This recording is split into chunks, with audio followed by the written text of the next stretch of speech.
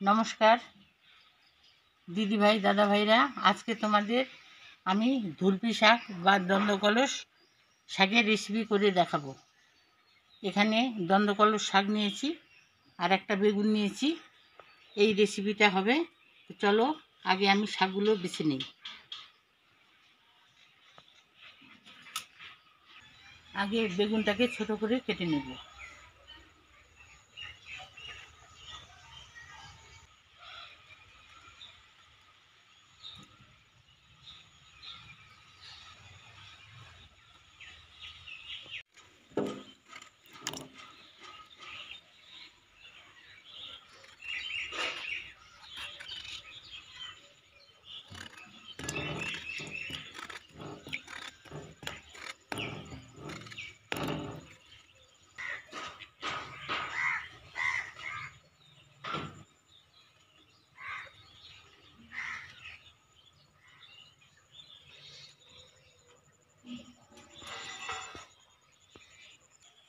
বেগুনটাকে কেটে জলে ভিজিয়ে রাখলাম। এখন ধুলপি শাকগুলোকে বেছে নেব।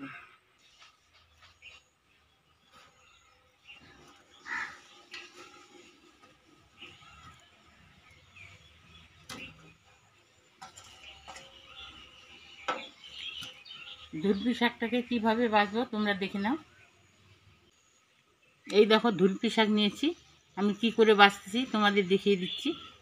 এটা ছোট, এর পাতাগুলা আর ডোগাটা ছাড়িয়ে নেব এইভাবে।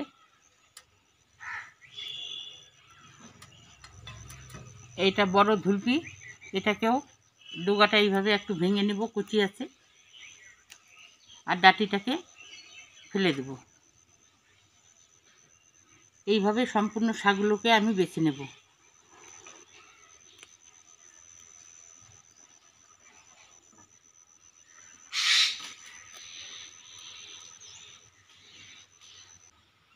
এই ধুলপি শাক খেলে বিষ ব্যথা থেকে অনেকটা আরাম পাওয়া যায়, আর রক্ত কিন্তু পরিষ্কার হয়।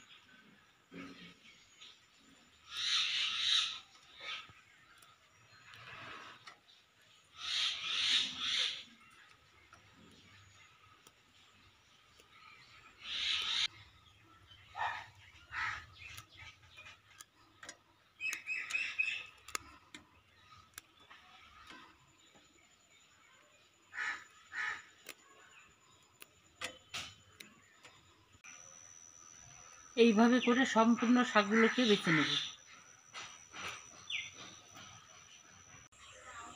শাকগুলোকে বেছে ভালোভাবে ধুয়ে নিয়ে এসেছি, আর বেগুনগুলোকেও ভালোভাবে ধুয়ে নিয়ে এসেছি।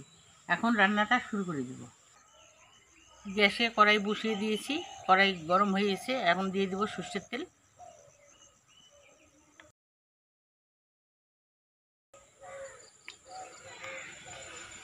ফোড়নে দিব গোটা জিরে, কাঁচা লঙ্কা কয়েকটা চেরা, পেঁয়াজ কুচি, রসুন কুচি দিয়ে দেব।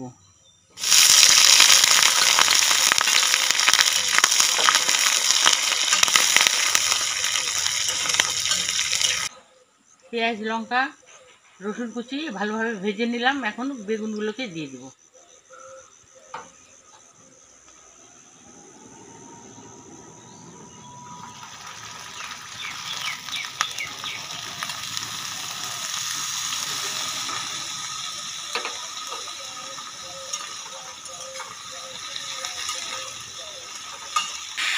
দিয়ে দেবো একটু সামান্য হলুদের গুঁড়া।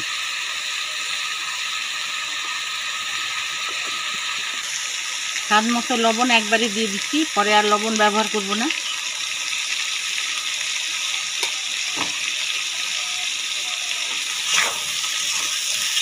ভালোভাবে ভেজে নেব।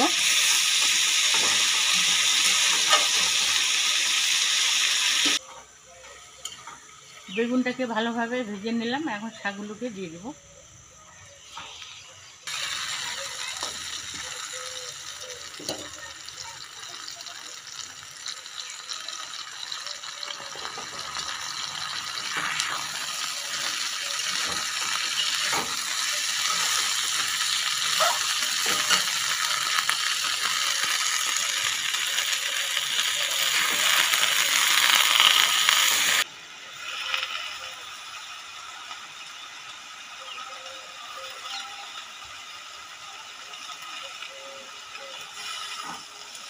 শাকগুলো দিয়ে ভালোভাবে নেড়ে চেড়ে দিব।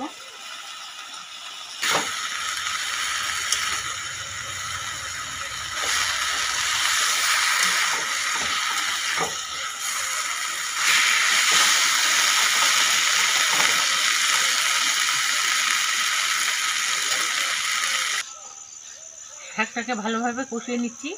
আমি কোনো রকম জল ব্যবহার করব না, জল ছাড়াই এটাকে কষিয়ে নিতে হবে।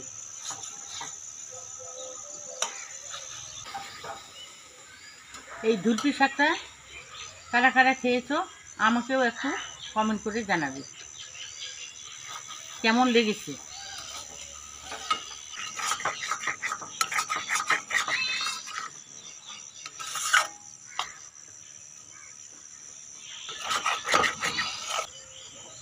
শাকটা আমার রান্না হয়ে গেল, এখন গ্যাসের জালটাকে অফ করে দিই।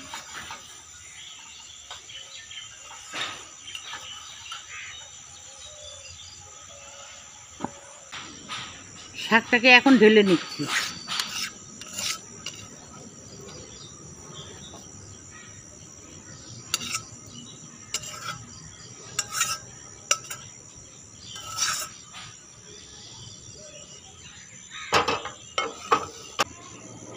এই শাকটা গরম ভাতে কিন্তু খেতে খুব ভালো লাগবে। আজকের জন্য রান্নাটা এখানেই শেষ করে দিচ্ছি। তোমরা ভালো থেকো, সুস্থ থেকো। আমিও ভালো থাকার সুস্থ থাকার চেষ্টা করব। আরও আসবো অন্য কিছু রান্না নিয়ে।